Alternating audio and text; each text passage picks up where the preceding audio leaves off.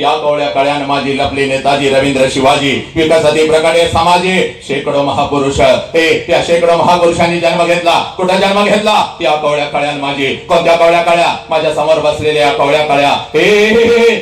माझ्या समोर बसलेल्या कवळ्या कळ्या, त्या राष्ट्राच्या महाराष्ट्राच्या भिंतीबद्दल शिकत असलेल्या या कवळ्या कळ्या. मातानो, तुमच्या पोटाला आलेलं तुमचं लेकरो 4 वर्षाचं तुझं लेकरो तुझ्या मांडीवरती वाढत आहे बघ, तुझ्या संस्कारामध्ये घडत आहे बघ. त्या लेकरामध्ये जन्म घेतला या महापुरुषांनी. पण आमची नजर चुकली, आमचा दृष्टिकोन चुकला.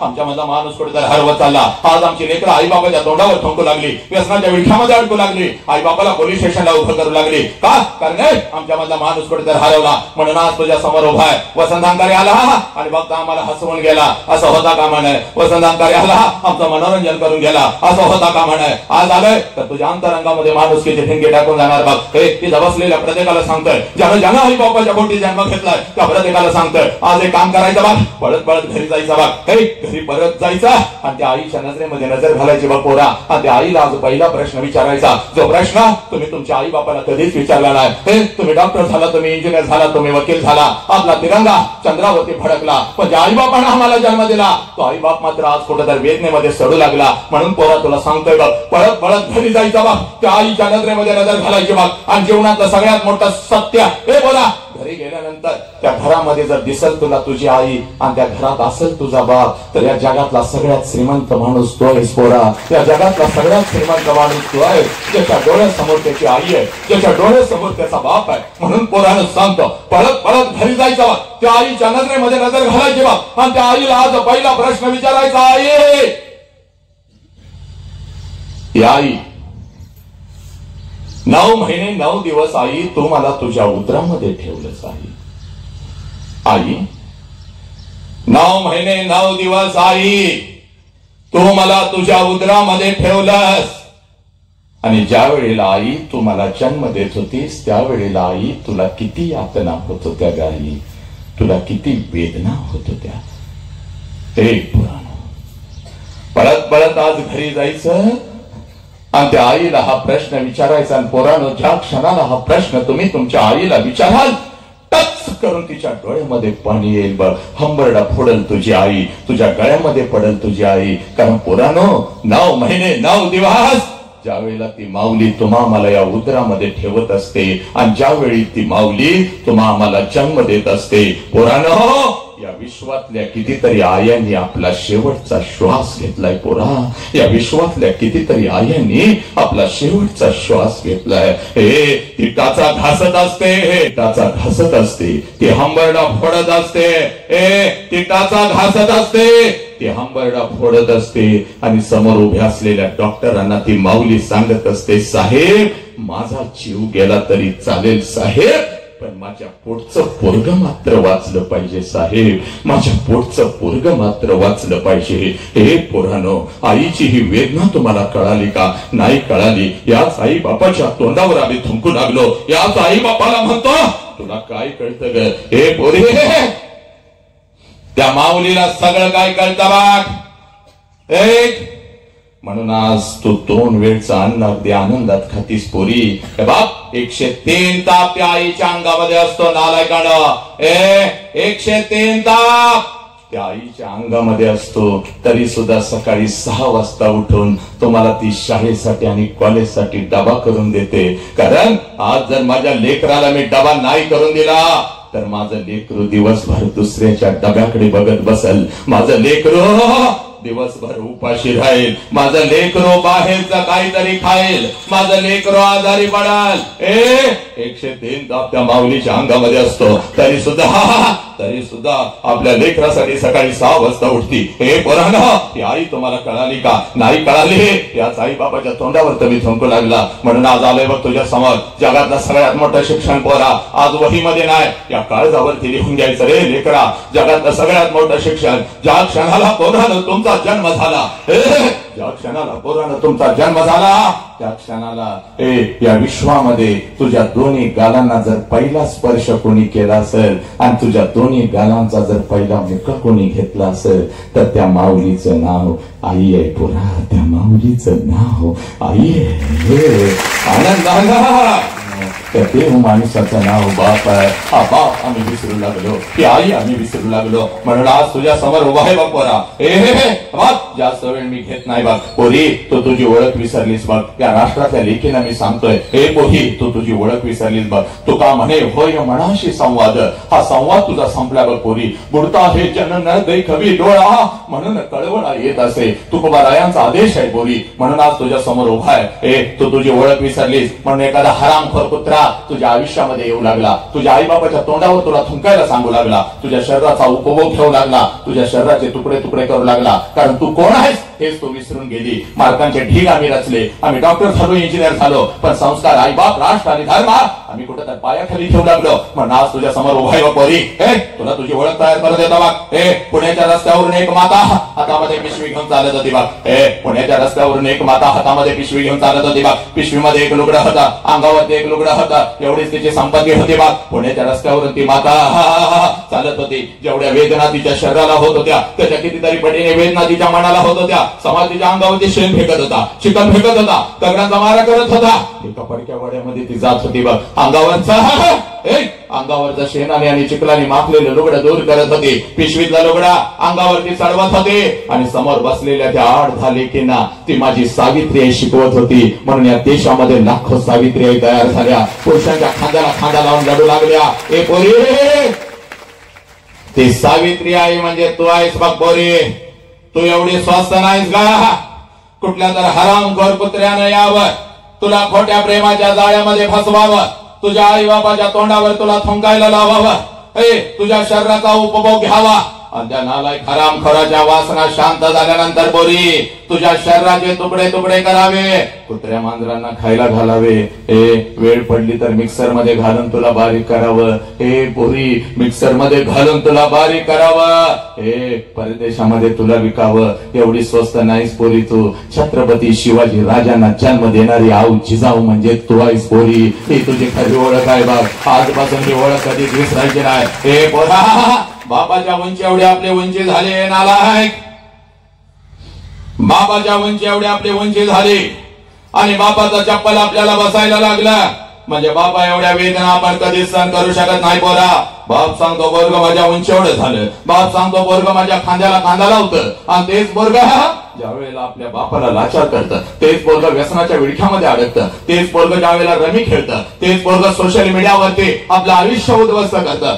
पोरा, त्या बापाला जगायचं कसं? ऐक रे पोरा, ज्याला बाप कळाला त्यानं मृत्यूच्या दारामध्ये शट्टू ठोकला. ही माती माझ्या संभाजीराजांची पोरानो, ही माती माझ्या संभाजीराजांची. वय वर्ष 32 आहे माझ्या राजाचं. संभाजीराजांना कैद झालेले आहे. असंख्य जखमा संभाजीराजांच्या शरीरावरती आहे. 39 दिवस संभाजीराजांच्या शरीराचा हाल हाल होत आहे.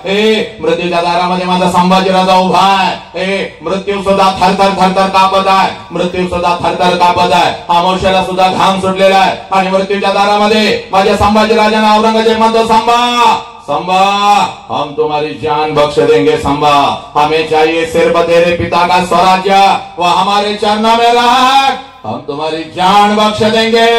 त्यावेळेला मृत्यूच्या दारात माझे संभाजीराजे औरंगजेबास उत्तर देतात, या शरीराचे तुकडे तुकडे केलेस तरी चालतील, हा शिवपुत्र तुझ्या समोर कदापि झुकणार नाही. कारण मला माझा बाप कळालेला आहे, मला माझं स्वराज्य कळालेलं आहे. पोरांनो, तुम्हाला तुमचा बाप कळाला का? तुम्हाला तुमचा बाप कळाला का? नाही कळाला, नाही कळाला.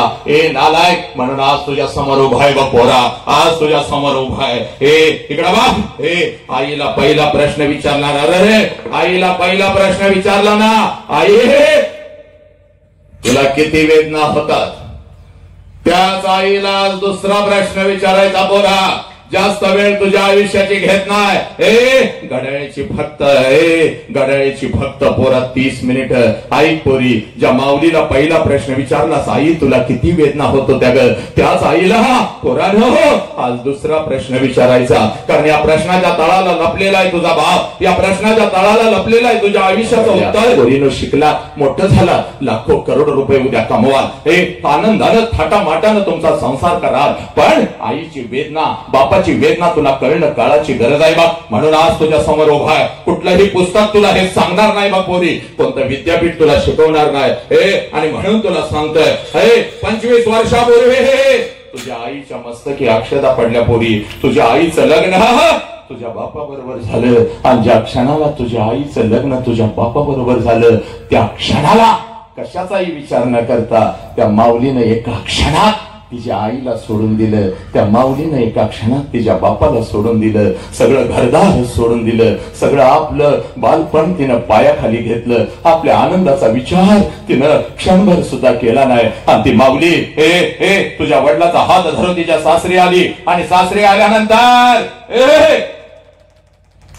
आल्यानंतर एखादच वर्ष ती माऊली फक्त स्वतःच्या सुखासाठी जगली. आणि पोरानो, ज्या क्षणाला तुमचा जन्म झाला त्या माऊलीनं स्वतःच्या सुखाला आग लावली. आणि ती माऊली फक्त आणि फक्त आपल्या लेकरांच्या सुखासाठी जगू लागली. हे पोरा, आज पळत पळत जायचा बा, त्या आईच्या नजरेमध्ये नजर घालायची बा. आणि त्या आईला आज दुसरा प्रश्न विचारायचा आहे. आई 25 वर्षापूर्वी आई महिन्यातून 4 वेळेला तू तुझ्या माहेरी जात होतीस. आई 25 वर्षापूर्वी आई महिन्यातून 4 वेळेला तू तुझ्या माहेरी जात होते. तुझ्या आईला भेटायला, तुझ्या वडिलांना भेटायला, तुझ्या भावाला भेटायला. ती आई, माझं वय 1 वर्षाचं होतं, मला सुद्धा अंगाव खांद्यावरती खेळलं, मला सुद्धा माझ्या आजोळी घेऊन जात होतीस. माझ्या आजीला, माझ्या आजोबांना, माझ्या मामाला भेटवण्यासाठी. पण आई आता 25 वर्ष उलटून गेली आणि तू आता वर्षातून एकदा सुद्धा तुझ्या माहेरी जात नाहीस ग. का ग आई, का? तुला आता तुझ्या आईची आठवण नाही का येत? तुला आता तुझ्या बापाची आठवण नाही का येत? तुला आता तुझा भाऊ नाही का ग बोलवत? हे पोरांनो, एवढा प्रश्न फक्त तुम्ही तुमच्या आईला विचारा. टच करून तिच्या डोळ्यामध्ये पाणी येईल बघ. हंबरडा फोडल तुझी आई, हंबरडा फोडल तुझी आई. तुझ्या गळ्यामध्ये पडेल बघ तुझी आई. तुझ्या आईच्या डोळ्यासमोर तिचा बिचारा गरीब बाप येईल बघ. तुझ्या आईच्या डोळ्यासमोर तिची बिचारी गरीब आई येईल बघ. अक्का अक्का अक्का करत तिच्या माग पुढं पळणार ते लहान लेकरू तिच्या डोळ्यासमोर येईल बघ. स्वतः उपाशी राहणारा पण त्याच हातानं तिला घास भरवणारा तो बाप तिच्या डोळ्यासमोर दिसेल बघ. अंगावरती एकच लुगडा 50 ठिकाणी फाटलेला आहे, 40 ठिकाणी शिवलेला आहे, तरी सुद्धा तिच्या अंगावर नवीन कपडा चढवणारी ती माऊली तिला तिच्या डोळ्यासमोर दिसेल बघ. तुझी आई हंबरडा फोडून रडल, तुझ्या गळ्यामध्ये पडल. तुझी आई हंबरडा फोडून रडल, तुझ्या गळ्यामध्ये पडल. आणि तुझी आई तुला म्हणाल, खराय बोले, खराय बोले, खराय खराय बोले. 25 वर्षापूर्वी महिन्यातून 4 वेळेला मी माझ्या माहेरी जात होते बघ. माझ्या आईला भेटायला, माझ्या वडिलांना भेटायला, माझ्या भावाला भेटायला. हे बोले, तुझा वय 1 वर्षाचा होता, तुला सुद्धा अंगा खांद्यावरती खेळवत, तुला सुद्धा घेऊन जात होते बघ. तुझ्या आजोळी, तुझ्या आजीला, तुझ्या आजोबांना, तुझ्या मामाला भेटवण्यासाठी. पण बोले, आता 25 वर्ष उलटून गेली आणि आता वर्षातून काय ग, 2-2 वर्षातून एकदा सुद्धा मी माझ्या माहेरी जात नाही बघ पोरी. त्याला कारण आहे बघ पोरी, त्याला कारण आहे बघ पोरी. 25 वर्षापूर्वी माझ्या मस्तकी अक्षता पडल्या. तुझ्या बापाचा हात धरून मी माझ्या सासरी आली. आणि सासरी आल्यानंतर एखादाच महिना मी कसा तर काढला. आणि पोरी, तुझ्या बापासमोर मी हंबरडा फोडून रडू लागली. तुझ्या बापासमोर मी हंबरडा फोडून रडू लागली. अहो ऐकलं का हो, मला माझ्या आईची आठवण येते हो. अहो ऐकलं का, मला माझ्या बापाची आठवण येते हो. अहो मला माझ्या भावाची आठवण येते. आई बापाला सोडून असं कधी मी राहिली नाही हो. आई बापाला सोडून असं कधी मी राहिली नाही हो. अहो सांगा ना, हो सांगा ना. रोज बाप डोळ्यासमोर दिसत होता, रोज आई डोळ्यासमोर दिसत होती. आई बापाची किंमत मला कळत नव्हते. आई बापाची किंमत मला कळत नव्हती. आता बाप डोळ्यासमोर दिसत नाही, आता आई डोळ्यासमोर दिसत नाही. आई बापाची आठवण रोज येते. सांगा ना, हो जाऊ का एकदा आईला भेटून येऊ का, एकदा बापाला कडकडून मिठी मारून येऊ का? सांगा ना हो. तुमच्या परवानगीशिवाय मी नाही जाऊ शकत, तुमच्या परवानगीशिवाय मी नाही जाऊ शकत. तुमच्या परवानगीशिवाय मी नाही जाऊ शकत. माझ्या डोळ्यातले अश्रू, माझ्या डोळ्यातले अश्रू आणि माझा हंबरडा पाहून, माझ्या डोळ्यातले अश्रू आणि माझा हंबरडा पाहून तुझा बाप खिशामध्ये हात घालत होता, एसटीपुरता पैसा माझ्या हातावरती ठेवत होता.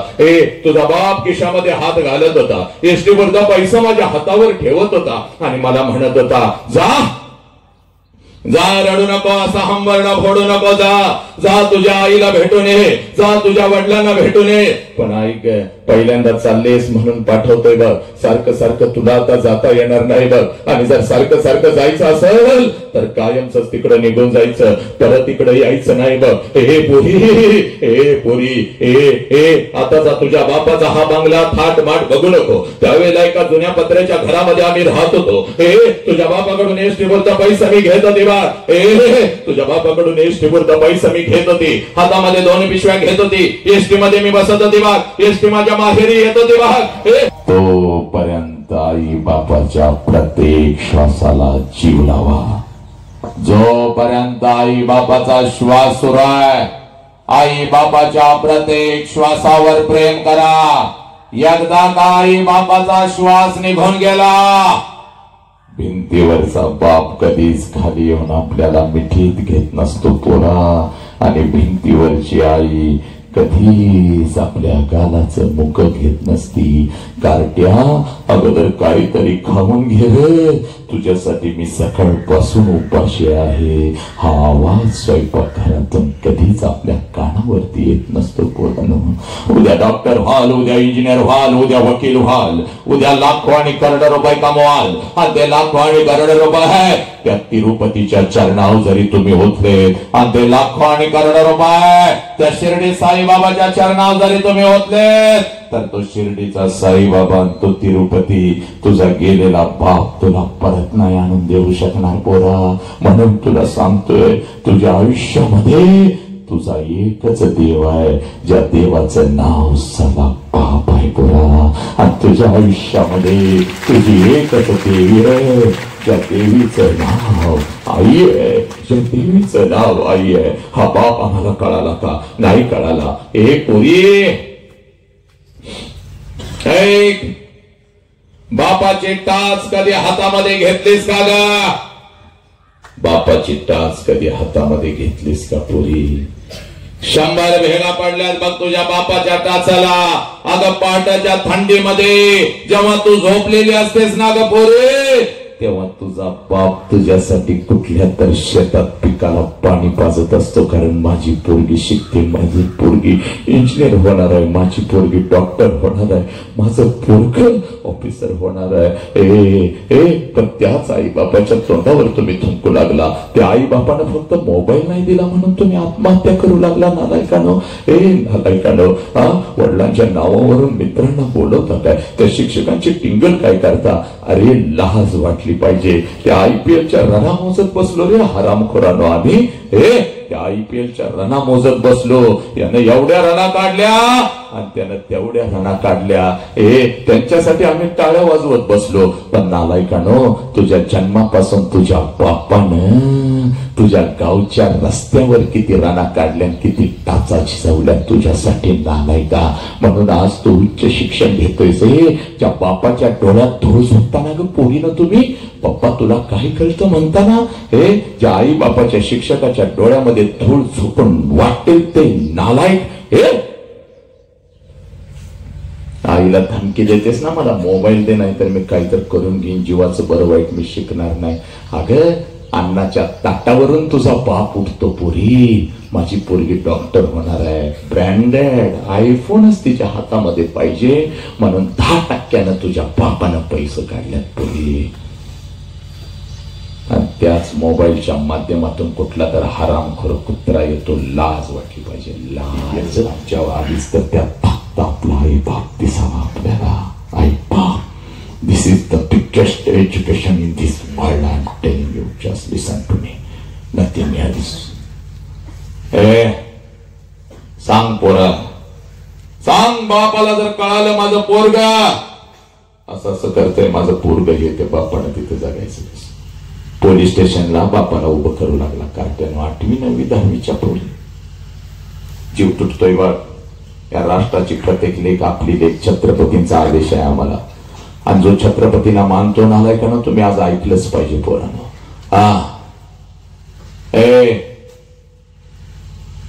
9वीची पोरा, 6वीचं पोरग हा व्यसन करताना सापडलं. 6वीचं पोरग का रे? आई बापाला पोलीस स्टेशनला असं उभं करता पोरीनं लाज वाटली पाहिजे का?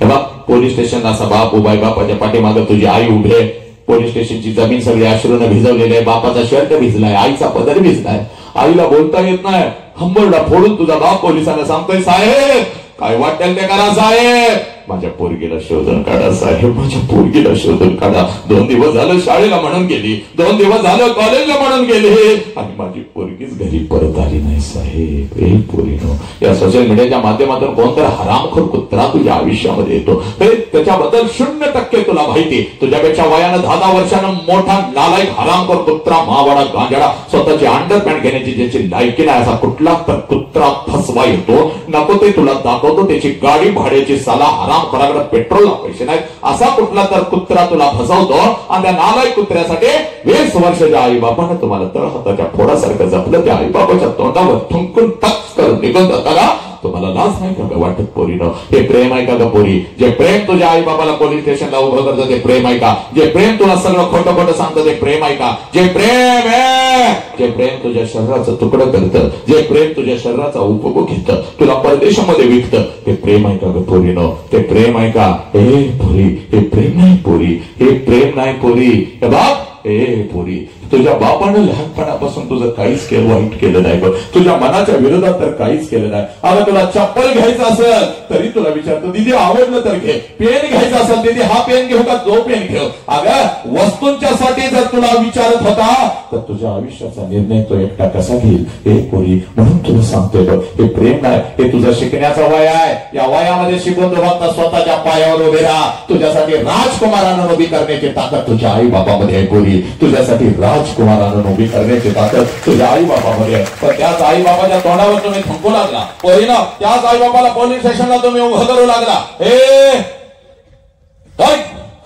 आणि पोलीस स्टेशनला बाप पळत येतो, तिथं तोही आले नाहीस.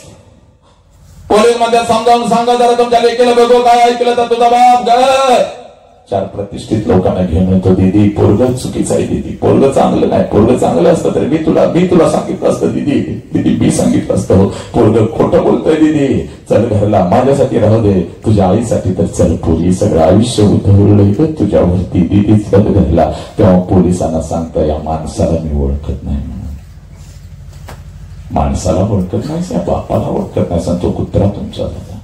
आणि वर पोलिसांना सांगता, यांच्यावर केस दाखल करा, आम्हाला यांच्या जीवापासून धोका पोरी. 1 वर्षाच्या अंगणात खेळत होतीस ग, अंगठा फुटला, बापानं अंगठा तोंडात घेतला, दवाखान्यापर्यंत पळाला.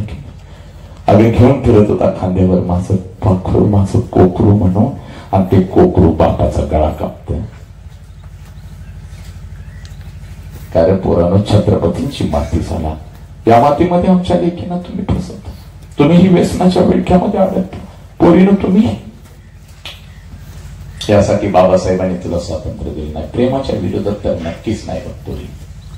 पण जे प्रेम तुला परदेशात विकतं, जे प्रेम तुझ्या आई बापाचं आयुष्य उद्ध्वस्त करतं, आणि जे प्रेम 2 वर्षानं तुला सोडून देतं, तुझ्या उद्ध्वस्त झालेल्या आयुष्याचा खेळ आनंदानं बघतं, ते प्रेम आहे का? ते प्रेम नाही. आमच्या घरात सुद्धा आमची आई बहिणी 21व्या शतकामध्ये सांगावं लागतंय का, मुलीच्या छातीकडे लक्ष गेलं तर तिला नालायक हरामखोरानं काय काय नाव ठेवता, आयटम काय बोलता, माल काय बोलता, लाज नाही काय वाटत. अरे ती जन्म झाला तुझा हरामखोरा, आणि त्या छातीनं तुला अगोदर अन्न दिलं, दूध दिलं, म्हणून आज जिवंत आहेस. त्या छातीवर तुझी आई आहे, लक्ष दे. हरामखोर तीक्ष्ण उत्तरे हाती ठेवून बाण फिरे, नाही भिड भाड तुका म्हणे सान थोर. कधी कोणाची भिडभाड ठेवली नाही. या ठिकाणी तुला इथं तुझी आई दाखवून देतो. आता मी इथं थांबतो बघ, या ठिकाणी इथंच दाखवून देतो पुरी तुला तुझी आई आणि तुझा बाप एका मिनिटात दाखवून देतो. सत्यच बोल. मेल्यानंतर आई बापाला जाळतात. चूक पोरी, मेल्यानंतर आई बापाला जाळत नाही, मेल्यानंतर त्याचं फक्त निर्जीव शरीर जाळतात.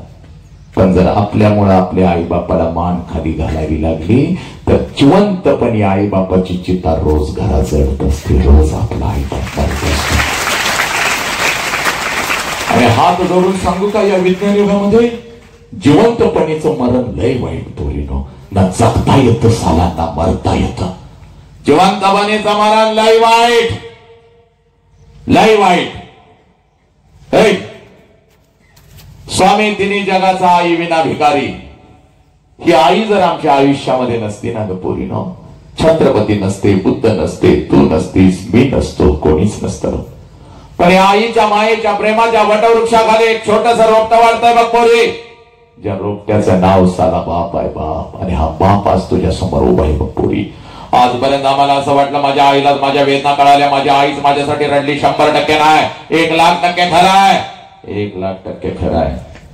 जे देवांना जमलं नाही तिनं करून दाखवलं बघ. इथं ठेवलं 9 महिने आम्हाला. साला आमचं उगम स्थान ते आहे. लेकराची पहिली वेदना, पहिला अश्रू लेकराच्या अगोदर त्या माऊलीच्या डोळ्यामध्ये येत असतो. ती माऊली आपल्या लेकराच्यासाठी हंबरडा फुरून अगोदर रडत असते. पण आई इतकं आईच्या खांद्याला रात्रीच्या अंधारात शेताच्या बांधावर जिथं आपला बाप काम करत असतो तिथं आपल्या लेकीसाठी, लेकरासाठी आजपर्यंत डोळ्यात एकही अश्रू कोणाला न दाखवता हंबरडा फोडून जर कोण रडत असेल तर त्या देव माणसाचं नाव साला बाप आहे. आणि हा बाप आज तुझ्या समोर उभी आहे, ही आई आज तुझ्या समोर उभी आहे. या जगातली सगळ्यात श्रीमंत व्यक्ती तू आहेस. कारण कित्येक लेकराला वाटतं आपण आपल्या बापाला जाऊन मिठी मारावी, पण एकदा का ब्रह्मांडात विलीन झालेला बाप साला परत कधीच येत नसतो. पण आज साला तुम्ही नशिबवाना पोरानो, हे पोरा एक काम करायचं बघ पोरी. 1 वर्षाचं व्हायचं पोरा आणि 1 वर्षाची होती तेव्हा जशी आपल्या आई बापाला कडकडून मिठी मारत होतीस तशीच मिठी आता आपल्या आई बापाला कडकडून मारायची. बापाच्या डोळ्यात टच करून पाणी आलं पाहिजे आणि ते पाणी पुसून आपल्या बापाला सांगायचं पप्पा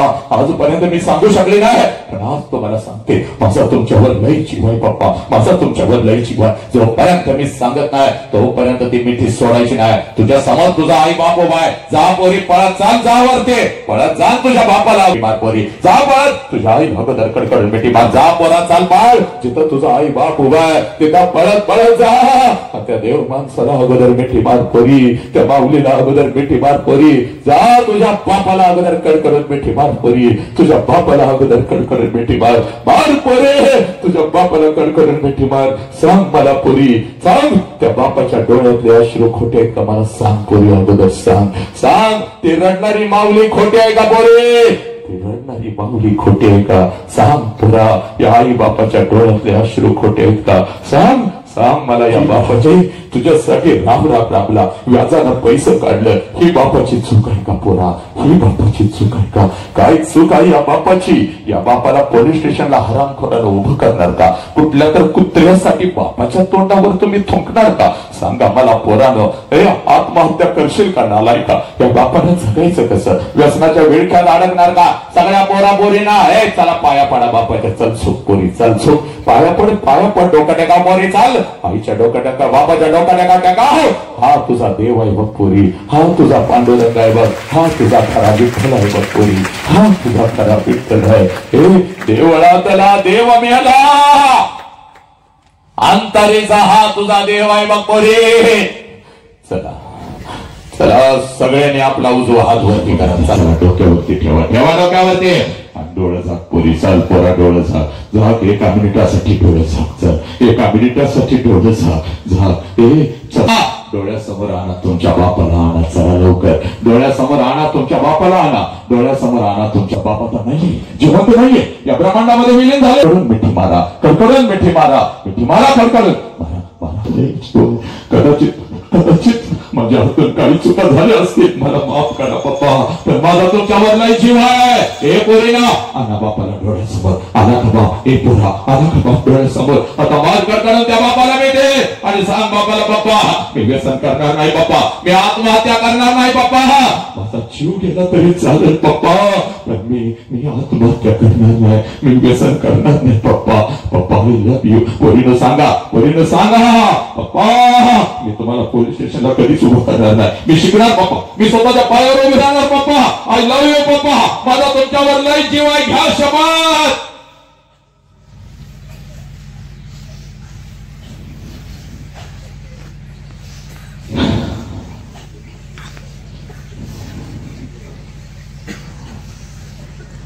सब मंगल है, हात खाली घ्या, चल बसा सगळ्यांनी. तेरा मंगल.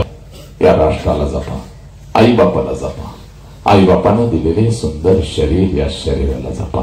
बस एवढं सांगण्यासाठीच आज मी आपल्या समोर मनामध्ये व्यसनाच्या विळख्यात अडकलेला असेल, व्यसन सुटत नसेल, व्यसन सोडायचं असेल, मला फोन करा, माझ्याजवळ या, माझ्याजवळ राहा. व्यसनाच्या त्या विळख्यातून आपण मुक्त होऊया. बस अखंड राष्ट्रभर सुरू केलेली ही चळवळ आहे. चला आता माणूस घडवूया, चला आता माणूस घडवूया. हा माणूस आज घरी मुखातून काही चुकीचा शब्द गेला असेल, कोणाला ओरडला असेल तर लेकरांनो मला माफ करा. जर मला काय द्यायचं असेल तर या भगवंताला फक्त एवढं सांगा, आमच्या राष्ट्राचे कोराखंड विश्वभर माणूस की शांती आनंद पेरत आहे. त्याचा आवाज असाच वाघासारखा आहे, असाच राहणार आहे. त्याची नजर अशी